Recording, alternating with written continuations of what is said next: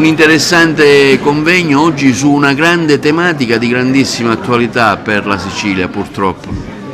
Sì, infatti di fronte alla condizione generale di una regione ma di una provincia che si spopola giorno dopo giorno della migliore gioventù, abbiamo bisogno di impegnare le forze politiche, le forze sociali, le forze sindacali ad un lavoro che punti alla questione lavoro, senza del quale non c'è possibilità che questa nostra terra si ripopoli. Devono tornare gli emigranti in una terra che c'è emigrazione ed immigrazione insieme. Il tema è attuale, così come è stato detto, noi abbiamo bisogno di tradurre le parole in fatti.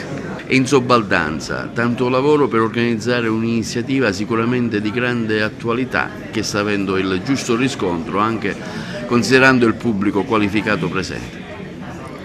Sì, sicuramente, perché già la sala, come vedi, è piena, quindi significa che questo argomento ha suscitato tanto interesse.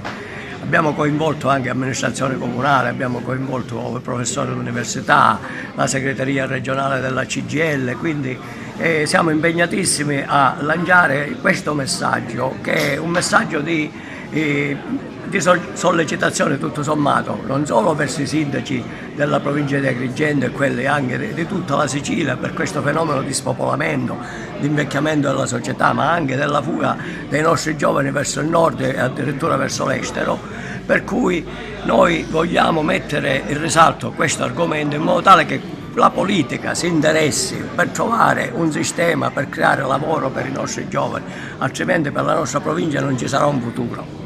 Sono due fenomeni, una è quella della migrazione giovanile, l'altra è quella dell'invecchiamento della popolazione e dei nostri paesi, soprattutto quelli all'interno, che si spopolano di giovani. E gli anziani non stanno meglio, perché in realtà sono paesi spesso che hanno problemi di infrastrutture come le strade, gli ospedali, la sanità, il welfare, e quindi rimangono in questi paesi che diventano di fatto dei dormitori dove non c'è vita, dove si svalutano per esempio il loro risparmio che è la casa, le case non valgono più nulla. E quindi abbiamo un grave dramma, è un dramma che unisce due generazioni molto diverse che hanno fatto storie e percorsi diversi, ma che unisce fortemente giovani e anziani.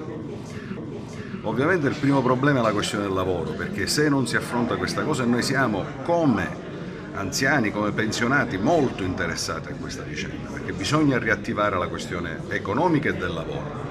Dall'altra parte però in contemporanea bisogna aumentare i servizi per la popolazione. Io penso soltanto alla questione della sanità. Oggi curarsi in Sicilia è diventato impossibile, non solo perché non ci sono i soldi e quindi spesso la gente sceglie se curarsi o mangiare, ma anche perché spesso questa rimodulazione sanitaria che hanno fatto, gli ospedali che chiudono, i pronto soccorsi che sono un inferno, le liste d'attesa che sono diventate impossibili e per cui anche lì c'è una migrazione verso il nord, rendono impossibile un diritto costituzionale che è quello della salute. Quindi noi dobbiamo fare così, dobbiamo mettere in parallelo il lavoro, i giovani, lo sviluppo di queste aree e anche la possibilità di avere più servizi. Come fare? Io penso che ci siano due punti di attacco sicuro.